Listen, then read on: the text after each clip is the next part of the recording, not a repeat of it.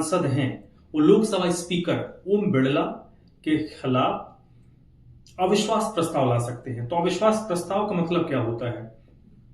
अविश्वास प्रस्ताव का मतलब होता है जिसमें जो सांसद होते हैं वो एक आवेदन देते हैं और कहते हैं कि जो चेयर पर बैठा हुआ शख्स है, जो स्पीकर हैं, जो अध्यक्ष हैं, उन पे हमको भरोसा नहीं है, उन पे हमको एतबार नहीं है। विपक्ष लगातार स्पीकर ओम बिरला पर यह आरोप लगा रहा है कि वो संसद के अंदर पक्षपात करते हैं। कुछ लोग ये भी कहते हैं कि सरकार का उन पर दबाव है और इस तरीके के आरोप लगाए जाते हैं। नई बात नहीं है। जो अभी जो उपराष्ट्रपति हैं, इनसे पहले जो उपराष्ट्रपति थे धनखड़ साहब, उनके खिलाफ भी विपक्ष की तरफ से अविश्वास प्रस्ताव लाया गया था, हालांकि वो गिर गया, नंबर्स नहीं थे, लेकिन उसके बाद तो मुद्दा ये है कि अब ये होगा कि लोकसभा में 543 मेंबर्स हैं, 543 सांसद हैं। तो क्या अगर किसी एक सांसद को लगा कि मुझे स्पीकर पर भरोसा नहीं, मुझे बोलने नहीं दिया गया, तो मैं अविश्वास प्रस्ताव ले आऊं? ऐसा नहीं होता। अविश्वास प्रस्ताव लाने के लिए कम से कम जो प्रस्ताव होता है उसमें कम से कम 50 सदस्यों के सिग्नेचर होने चाहिए, हस्ताक्षर होने चाहिए। अगर अविश्वास प्रस्ताव आपको लाना है तो उसमें कम से कम 50 मेंबर्स के सिग्नेचर होते हैं और उसके बाद फिर उसको बहुमत के साथ पारित होना होता है। अब तक लोकसभा स्पीकर के खिलाफ 3 बार प्रस्ताव आए, लेकिन सभी प्रस्ताव सदन में बहस के बाद खारिज हो गए। यानी हालांकि इस बार भी विपक्ष को पता है कि वो अविश्वास प्रस्ताव लाएंगे तो अविश्वास प्रस्ताव खारिज हो जाएगा, इसके बावजूद अविश्वास प्रस्ताव लाया जा रहा है। तो कई लोगों के जहन में सवाल खड़ा हो सकता है कि हालांकि ये बड़ा डिबेटेबल विषय है कि जब आपको पता है कि आपके पास नंबर्स नहीं है, प्रस्ताव लाने का नंबर्स आपके पास है, लेकिन आपके पास वो नंबर नहीं है जिससे आप स्पीकर को हटा दें, तो फिर आप ये प्रस्ताव क्यों ला रहे हैं? तो साफ साफ पता है कि भाई आप नंबर्स आपके पास नहीं है, जितने नंबर आपके पास हैं उन नंबर्स के आधार पर आप स्पीकर हटा नहीं सकते, फिर आप फिर उस नंबर के आधार पर आप क्यों प्रस्ताव ला रहे हैं? ये डिबेटेबल है, इस पर मैं आगे बात करूंगा। तो इसके बारे में जो लेटेस्ट अपडेट हमारे पास है कि कांग्रेस पार्टी के एक सांसद हैं मल्लू रवि, उन्होंने बाकायदा प्रस्ताव को लेकर सिग्नेचर करवाने शुरू कर दिए हैं सांसदों के। 50 सांसद होने चाहिए मिनिमम। हालांकि इस मामले में अपडेट ये भी है कि आम आदमी पार्टी जो है लोकसभा में, उसके जितने मेंबर्स हैं, वो स्पीकर के अविश्वास प्रस्ताव पर विपक्ष के साथ है।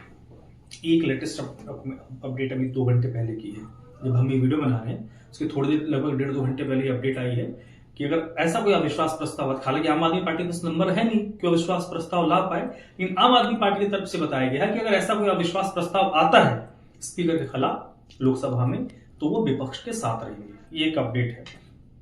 और इसमें मान के चलिए तृणमूल कांग्रेस, समाजवादी पार्टी, राष्ट्रीय जनता दल, झारखंड मुक्ति मोर्चा, ये जितने विपक्षी सांसद हैं लोकसभा में, ये सभी इसमें कांग्रेस पार्टी के साथ रहेंगे। तो अब यह अविश्वास प्रस्ताव कब तक आता है, क्योंकि ऑफिशियली कांग्रेस पार्टी की तरफ से तो अभी पत्ते खोले नहीं गए हैं और इसकी एक प्रक्रिया भी है। तो इसमें एक ना लोकसभा स्पीकर हटाने की प्रक्रिया है कॉन्स्टिट्यूशन में, संविधान के अनुच्छेद 94 और लोकसभा में कार्य प्रणाली और कामकाज के नियम के अनुच्छेद 200 है, उसके आधार पर यह एक्शन होता है, कार्रवाई होती है। अब ये प्रक्रिया क्या होती है? इसमें सबसे पहले क्या होता है कि जब आप जो भी प्रस्तावक होते हैं जिनको लगता है कि हमें अविश्वास प्रस्ताव लाना है, वो कम से कम 50 सांसदों के सिग्नेचर लेते हैं।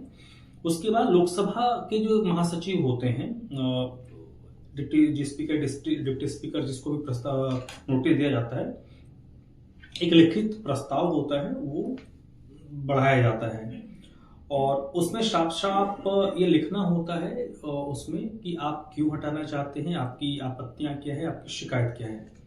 उसके बाद प्रस्ताव उपनियम 1 के तहत नोटिस मिलने पर प्रस्ताव पेश करने की अनुमति के लिए उससे प्रस्ताव संबंधित सदस्य के नाम पर कामकाज की सूची में दर्ज किया जाता है जब वो कंप्लेंट आती है। उसके बाद प्रस्ताव के लिए एक दिन तय किया जाएगा प्रस्ताव के नोटिस मिलने की तारीख से 14 दिन के बाद कोई दिन हो सकता है जब उस पे उसको एक्सेप्ट करना है, यानी चर्चा होनी है या नहीं होनी है। और जैसे मैंने कहा कि अगर 50 सदस्यों का समर्थन होगा तो उसको एक्सेप्ट किया जाएगा, अगर 50 से कम सदस्य होंगे तो एक्सेप्ट ही नहीं किया जाएगा, वो ऐसे ही गिर जाएगा। और अगर जरूरत पड़ी, अगर उसको एक्सेप्ट कर लिया जाता है तो उस पर चर्चा होगी। चर्चा में फिर समय तय होगा कि कौन कितना देर बोलेगा, सत्ता पक्ष को कितना टाइम मिलेगा, विपक्ष को कितना टाइम मिलेगा। और जब फिर टाइम मिलेगा तो फिर सत्ता पक्ष की तरफ से वो चेहरे सामने आएंगे कि कौन कौन बोलेगा और विपक्ष की तरफ से कौन कौन बोलेगा। हालांकि ये आमतौर पर देखा जाता है कि जब भी इस तरीके की प्रस्ताव एक्सेप्ट हो जाते हैं तो 10 दिन लगता है। 10 दिन के अंदर चर्चा और वोटिंग की जो तारीख है और समय वो तय हो जाती है। और सबसे बड़ी बात कि आपके जहन में सवाल आ रहा होगा कि जब अगर स्पीकर के खिलाफ आए, ऐसा कोई प्रस्ताव आता है, तो क्या चेयर पे स्पीकर बैठेंगे? उस वक्त वो नहीं बैठेंगे। जिनके खिलाफ प्रस्ताव आता है, अगर स्पीकर के खिलाफ आए या डिप्टी जिसके खिलाफ भी आए, तो उस वक्त वो लोग उस चेयर पे नहीं बैठेंगे। जो पैनल होता है उसमें से कोई बैठेगा। उसके बाद फिर वो वोटिंग करवाएंगे और वोटिंग के बाद जैसे मैंने बताया कि लोकसभा में 3 बार आया, अगर ओम बिरला जी के खिलाफ आता है तो चौथी बार होगा। इससे पहले 3 बार जो लोकसभा स्पीकर के खिलाफ आया है वो तीनों बार वो गिरा है, यानी खारिज हुआ है। अब ये भी एक डाटा आपको बताता हूँ कब कब आया है। ये मेरे पास एक आंकड़ा आ गया है। पहला आया है 18 दिसंबर 1954 को। तत्कालीन लोकसभा स्पीकर जीवी मावलंकर के खिलाफ अविश्वास प्रस्ताव आया। नतीजा, बहस के बाद सदन ने इस प्रस्ताव को खारिज कर दिया। 1954 के बाद आया फिर 12 साल के बाद दूसरा 1966। तत्कालीन लोकसभा स्पीकर हुकुम सिंह के खिलाफ अविश्वास प्रस्ताव आया। हालांकि इसको खारिज किया गया क्योंकि इस प्रस्ताव के समर्थन में 50 से कम सदस्य खड़े हुए नहीं, जो 50 का आंकड़ा होता है वो क्रॉस नहीं हुआ, तो वहीं पे गिर गया 1966। उसके बाद आया है 87, 15 अप्रैल 1987। तत्कालीन लोकसभा स्पीकर बलराम जाखड़, हम दिल्ली एनसीआर हरियाणा के बेल्ट हैं, बलराम जाखड़ के नाम से वाकिफ होंगे, उनके खिलाफ प्रस्ताव आया। नतीजा, बहस के बाद सदन ने इस प्रस्ताव को खारिज कर दिया। तो ये 3 मामले आते हैं। हालांकि इसके अलावा 1967 में नीलम संजीव रेड्डी, 2001 में जीएमसी बालायोगी जिनकी प्लेन हादसे में डेथ हो गई थी, 2011 में मीरा कुमार और 2020 में ओम बिरला के खिलाफ नोटिस लाए जाने के बाद जोर शोर से चली थी, लेकिन ये चर्चा सिर्फ चर्चा में ही रही। तो क्या इस बार 2020 की तरह क्या ओम बिरला के खिलाफ जो ये चर्चा शुरू हुई है, क्या वो सिरे चढ़ेगी? क्या ऐसा कोई प्रस्ताव आएगा? क्या 3 बार का जैसे उदाहरण दिया, क्या चौथे बार भी होगा तो क्या उस पर चर्चा होगी, वोटिंग होगी? उस पर हमारी नजर है। और अगर आप भारत की राजनीति को फॉलो करते हैं और बीजेपी कांग्रेस की राजनीति को फॉलो करते हैं तो इस मुद्दे पर आपकी क्या राय है? क्या ओम बिरला के खिलाफ विपक्ष को अविश्वास प्रस्ताव लाना चाहिए या नहीं लाना चाहिए? क्योंकि नंबर्स उनके खिलाफ नहीं है। इसमें एक बात मैंने शुरुआत को, यहां तक बाद में बताऊंगा कि जब आपको पता है कि आपके पास नंबर्स नहीं है तो आपको क्यों लाना।